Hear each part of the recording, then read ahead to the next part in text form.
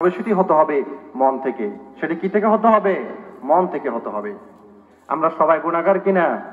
আমাদের জীবনে গুনাহ আছে না? আছে। কত বেশি? অনেক বেশি, যার কোনো কি নাই, সীমা রেখা নেই। এজন্য একজন ঈমানদারের, একজন মুমিনের এই বৈশিষ্ট্য থাকা উচিত, প্রত্যেকটি মুহূর্তে রবের কাছে ক্ষমা চাইবে, তাওবা করবে, ইস্তেগফার করবে। আল্লাহ তাআলা বলছেন, ইয়া আইয়ুহাল্লাযীনা আমানু তুবু ইলাল্লাহি তাওবাতান নাসুহা।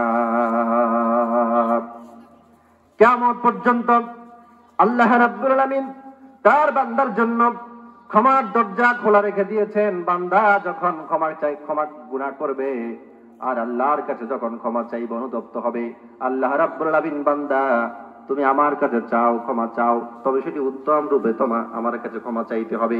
তাওবাতান নাসুহা বলেছেন আল্লাহ রাব্বুল আলামিন।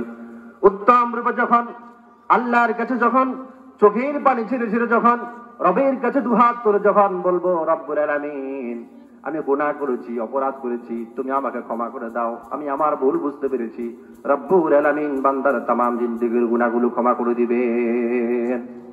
আল্লাহ রাব্বুল আলামিন দোয়া শিখিয়ে দিয়েছেন বান্দাকে, রব্বানা যালামনা আনফুসানা ওয়া ইন লাম তাগফির লানা ওয়া তারহামনা লানাকুনান্না মিনাল খাসিরিন।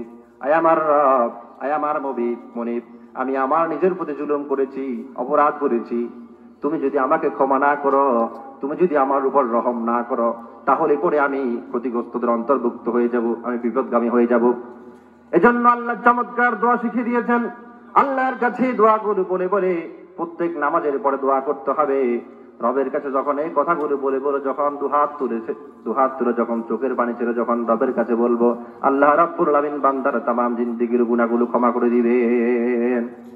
ভাইরা আমার, বন্ধুগণ আমার, আল্লাহর হাবিব বিশ্বনবী জনাব মুহাম্মদুর রাসূলুল্লাহ সাল্লাল্লাহু আলাইহি ওয়াসাল্লামের জীবনে কোনো গুনাহ ছিল না। তারপরেও নবীজি আমার তার রবের কাছে, হাদিস শরীফের মধ্যে এসেছে, নবীজি আমার 70 বারের অধিক আল্লাহর কাছে তওবা করতেন। আর এক হাদিসের মধ্যে এসেছে, নবীজি আমার আল্লাহ রাব্বুল আলামিনের কাছে 100 বারের অধিক তওবা করতেন। সুবহানাল্লাহ।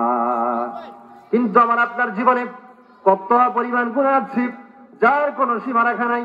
বন্ধুগণ আমার, একটুখানি চিন্তা করে দেখুন, নবীজির জীবনে কোনো গুনাহ না থাকার পরেও নবীজি আমার আল্লাহ রাব্বুল আলামিনের কাছে এতবার তওবা করতেন। তাহলে চিন্তা করে দেখুন, আমার আপনার কতবার আল্লাহ রাব্বুল আলামিনের কাছে তওবা করা উচিত। কিন্তু আমরা তার বিপরীত, ঠিক কিনা বলেন? চলায় ফিরতে হাঁটতে সর্ব অবস্থায় আমাদের গুনাহ হচ্ছে কিনা? গুনাহ হচ্ছে।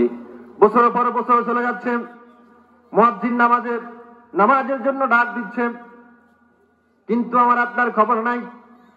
বছরের পর বছর চলে গেল, আল্লাহ রাব্বুল আলামিনের নাফরমানির মধ্যে আমার আপনার জীবন কেটে গেল। তারপরে আল্লাহ রাব্বুল আলামিন বান্দার জন্য ক্ষমার দরজা রেখে দিয়েছেন। সুবহানাল্লাহ।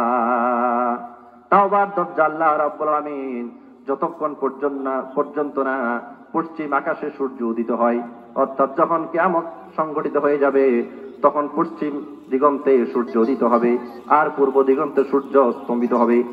এমন সময় পর্যন্ত আল্লাহ রাব্বুল আলামিন তার বান্দার জন্য, গুনাহগার গোলামের জন্য আল্লাহ রাব্বুল আলামিন তাওবার দরজা খোলা রেখে দিয়েছেন। সুবহানাল্লাহ।